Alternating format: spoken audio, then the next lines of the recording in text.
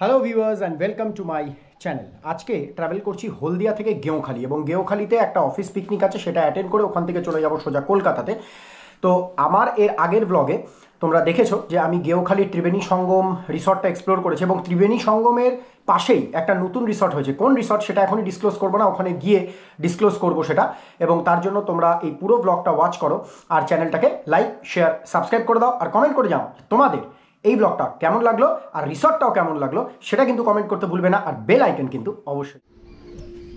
তো বন্ধুরা চলো এবার গেঁওখালির দিকে রওনা দেওয়া যাক। আর অলরেডি লেট হয়ে গেছে। সো আমার যাওয়ার কথা ছিল সকাল 9:30, এখন বাজে 11টা। এ আবার কেন স্টার্ট নিচ্ছে না, কি অবস্থা এই বেরোনোর সময় এগুলো হলো না। চিন্তা করো কি হলো আবার। এই জিনিসটা আমি দেখেছি এর আগেও রিলেতে প্রবলেম হয়েছে, আজকে কি হবে জানি না, এটাও রিলের প্রবলেম কিনা। যাক স্টার্ট হয়েছে। এ কি, ওহো আচ্ছা আচ্ছা, সাইড স্ট্যান্ডটা ফেলা ছিল এই কারণে স্টার্ট হচ্ছিল না। চলো গেঁওখালির দিকে যাওয়া যাক। আর হলদিয়া থেকে গেঁওখালির ডিস্টেন্স হলো 25 কিলোমিটার মতো, সময় লাগবে আধা ঘন্টা থেকে 40 মিনিট। তো আমাকে অফিস থেকে বারবার করে ফোন করছে, আর মানে অলরেডি যেহেতু 1.5-2 ঘন্টা লেট হয়ে গেছে, ওই কারণে বারবার ফোন করছে। আমি ওখানে বেশিক্ষণ থাকতে পারবো না, ওখান থেকে আমাকে আবার কলকাতা চলে যেতে হবে। তো চলো let's explore the route to Geonkhali.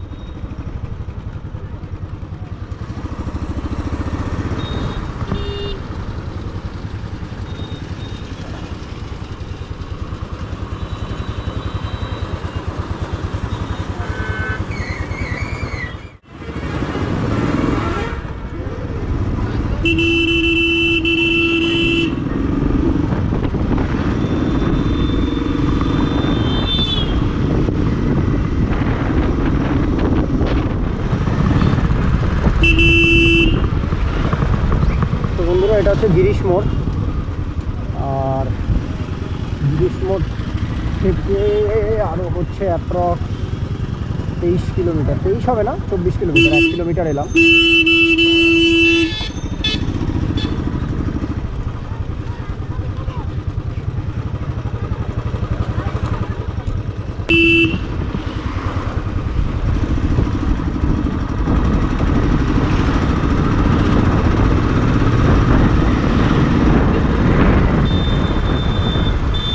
কিছুটা দূরে গিয়ে চৈতন্যপুর বলে একটা জায়গা আছে, ওই চৈতন্যপুর থেকেই বেসিক্যালি গেঁওখালির দিকে ডাইভারশন নিতে হয়।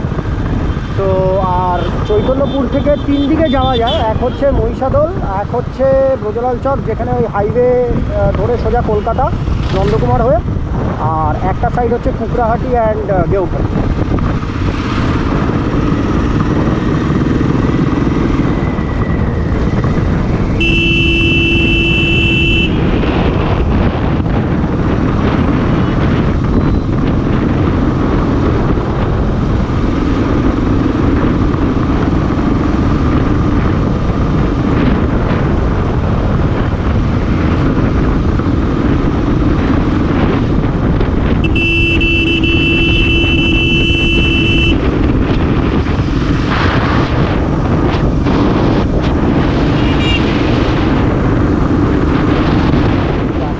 আমি সবসময় অ্যাভয়েড করতে চাই, হাইওয়েটা ধরি। আসলে উপায় নেই, গেঁওখালি যেতে গেলে এই একটাই রাস্তা দিয়ে যেতে হবে, নাহলে হাইওয়ে দিয়ে যেতে গেলে অনেকটা ঘুরতে হবে, কারণ এই রাস্তায় এত বাম্পার রয়েছে।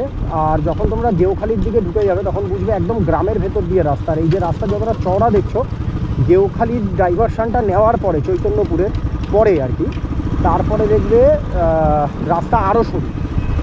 তো বন্ধুরা চলে এলাম সুতাহাটা বাজার। আর এই জায়গাটা 24 ঘন্টা 365 দিনই কনজেস্টেড, কোনো দিন কনজেশন ছাড়া এই জায়গা আমি পাইনি যতবার এই রুট দিয়ে গেছি। যদিও বা এই রুটে আমি খুব কম যাই, বাট যতবার গেছি ততবার এইখানে অন্তত কনজেশন ছাড়া পাইনি। এটা মেন বাজার আর কি। তো বন্ধুরা চলে এলাম চৈতন্যপুর, আর চৈতন্যপুর থেকে ডান দিক গেলেই হচ্ছে গেঁওখালি। তো বাবা সিগন্যাল দেওয়া আছে, এই ডান সাইডে গেলেই গেউখালি। এখান থেকে কুকড়াহাটি আর মাত্র 7 কিলোমিটার। আর আমি একবার দেখিয়ে দিচ্ছি তোমাদেরকে, এই যে স্ট্রেট গেলে হচ্ছে মহিষাদল, এদিকে হচ্ছে ব্রজলাল চক। ব্রজলাল চক হয়ে কেউ কলকাতা যেতে চাইলে এই দিক দিয়ে বেরিয়ে যেতে পারে। আর আমরা যাবো এরকম সেমি সার্কেল করে ডান দিকে।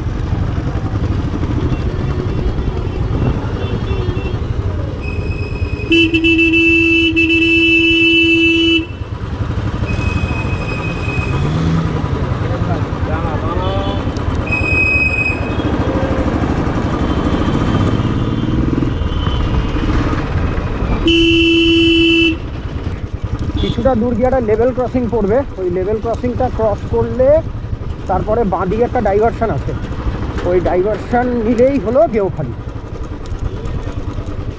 আর ওই পিছনের যখন আসছিলাম চৈতন্যপুরে, পেছনের বাসটা এমনভাবে হর্ন মারছে, সামনে যাবার জায়গা নেই, আমার খুব মাথা গরম হয়ে গেছিলো ওখানে। পেছনের বাসটা এমনভাবে হর্ন মারছে যেন মানে ও আগে চলে যাবে, ওখানে যাওয়ার কোনো স্পেসই নেই। সামনে একটা 407, পেছনে বাস, মাঝখানে আমি। এরা না, এই যারা গাড়ি চালায় আমি দেখেছি ম্যাক্সিমাম এরা জানেই না রুলস অ্যান্ড এটিকেটস, মানে কীভাবে গাড়ি চালাতে হয়, কখন হর্ন মারতে হয়, কখন হাই বিম দিতে হয়, কখন লো বিমে চালাতে হয়, কখন ইন্ডিকেটার মারতে হয়, ইমার্জেন্সি মানে হ্যাজার্ড মারতে হয়। এগুলো ম্যাক্সিমাম রাইডাররা জানে না, মানে সেটা বাইকাররা বেশি জানে। মানে আমি দেখেছি যে মানে 4 চাকা যারা চালায় তারা অনেকেই জানে না এই জিনিসটা, খুব ভুল করে। এটা হচ্ছে রামপুর বাজার।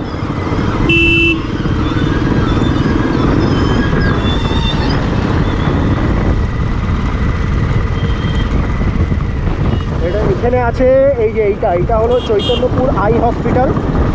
আর এখান থেকে ওই লেভেল ক্রসিং মানে যেখান থেকে গেউখালির দিকে টার্ন নেবো, ওটা আর ম্যাক্সিমাম আমি খুব ভুল না হলে 2 কিলোমিটার হবে। এই যে এখানে একটা মন্দির আছে,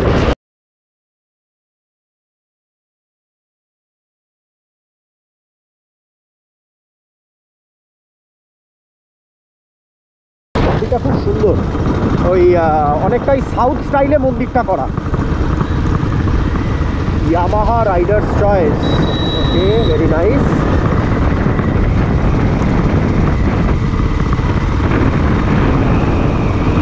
এই যে বন্ধুরা, এই হচ্ছে সেই লেভেল ক্রসিং।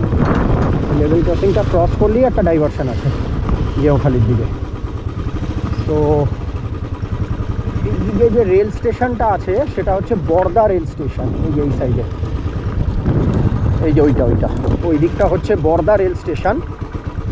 আর এই যে দেখো একটা প্ল্যাকার্ড এখানে লাগানোই আছে, দেখাচ্ছি।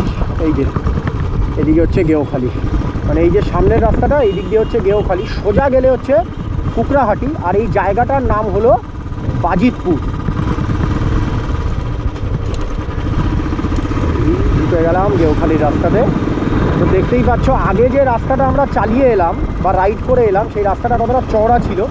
আর এই রাস্তাটা একেবারে ওয়ান ওয়ে রাস্তা, একটা বড় বাস বা লরি ঢুকে গেলে এই রাস্তায় আর কিচ্ছু করার থাকবে না, মানে আরেক দিক থেকে আসা খুব মুশকিল। যদি দুটো 4 চাকাও ঢুকে যায় অপোজিট সাইড থেকে, এদিক আর ওদিক থেকে, সেখান থেকে কিন্তু আসা খুব মুশকিল।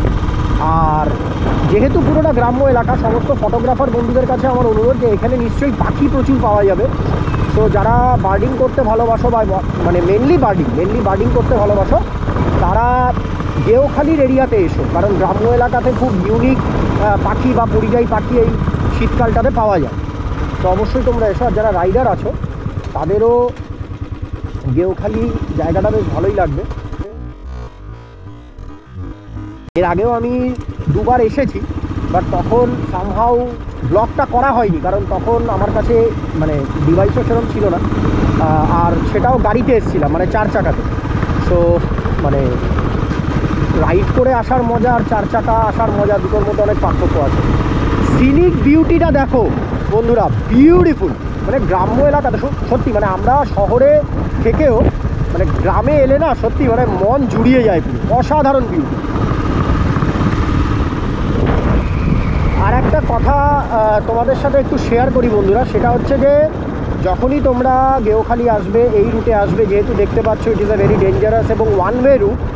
সো বাইক আস্তে চালাবে, খুব জোরে চালাবে না। এবং এখানে কিন্তু গরু ছাগল সব রাস্তায় ছাড়া থাকে, তো একবার যদি ধাক্কা লাগে, মানে বাইকের সাথে লাগলে মিনিমাম 5-6 হাজার টাকার নিচে কিন্তু এখানে গ্রামের লোকেরা চার্জ করে না। আর যদি 4 চাকা হয় তাহলে কোনো ঠিক নেই, 20,000, 30,000, এমনকি 50-60 হাজার পর্যন্ত রেট চলে যায়, মানে ওরা ডিমান্ড করে আর কি।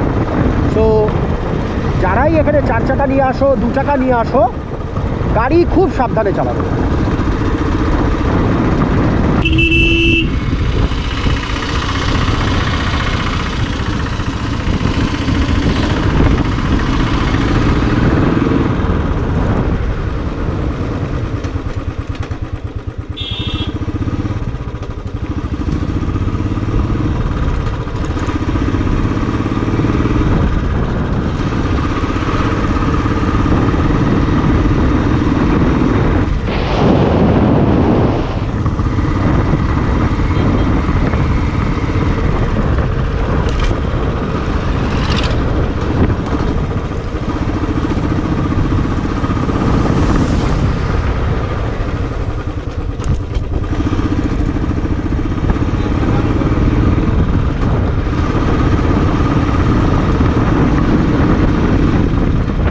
তো বন্ধুরা, আর প্রায় চলেই এসেছি। আমার দেখে যা মনে হচ্ছে ওটাই হচ্ছে নদীর ধার। জানি না, মেবি আই এম রং, কারণ এখান থেকে বোঝা যাচ্ছে না। তো আর খুব বেশি হলে 2.5 কিলোমিটার মতো বাকি আছে মনে হয়, মানে যা আমার মনে হচ্ছে। হ্যাঁ, একদম ঠিক, এই যে ঠিক ধরেছি, এটাই হচ্ছে নদীর ধার। আর এই নদীর ধারেই হচ্ছে ত্রিবেণী সঙ্গম রিসর্টটা, যেটা আমরা আজকে বুক করেছি। আর গেওখালি এলে তোমরা দেখতে পারবে যে এইখানে যদি স্পেসিফিক্যালি কেউ রাইড করতে আসো তাহলে দেখবে আরও ভালো লাগবে। এই যে পুরো নদীর ধার আছে এই সাইডগুলো, এই যে নদীর ধার দিয়ে তোমরা রাইড করতে পারবে। তো it is a mind blowing experience to come to Geonkhali. চলো এবার রিসর্টটা তোমাদেরকে একটু এক্সপ্লোর করে দেখাবো।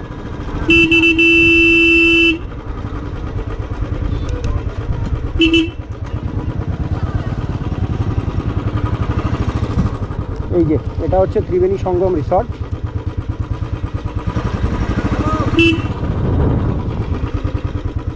So viewers, finally Triveni Sangam রিসর্টে পৌঁছালাম। তো চলো এবার তোমাদেরকে ত্রিবেণী সঙ্গমের যে টেন্ট আছে সেটা আমার ভালোভাবে এক্সপ্লোর করা হয়নি, টেন্টটা তোমাদেরকে দেখাবো। এবং ত্রিবেণী সঙ্গমের ক্যাম্পাসের ভেতরে একটা ত্রিশতা গেস্ট হাউস বলে ওরা করেছে, গেস্ট হাউস বা রিসর্ট কিছু একটা করেছে, নতুন হয়েছে, ব্র্যান্ড নিউ, সেটাও তোমাদেরকে দেখাবো। তার রুমসগুলো এক্সপ্লোর করবো এবং গেওখালির সারাউন্ডিং এরিয়াটা তোমাদেরকে এক্সপ্লোর করে